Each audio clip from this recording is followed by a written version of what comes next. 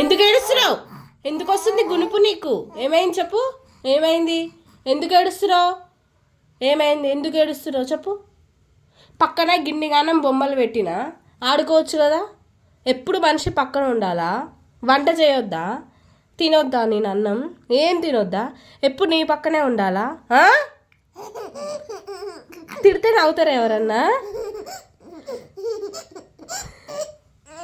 నీకు తిడితే నవ్వు వస్తుందా?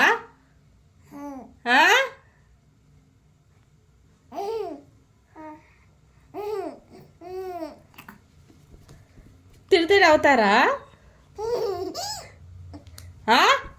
దెబ్బలు పడతాయి. ధ్రువీన్,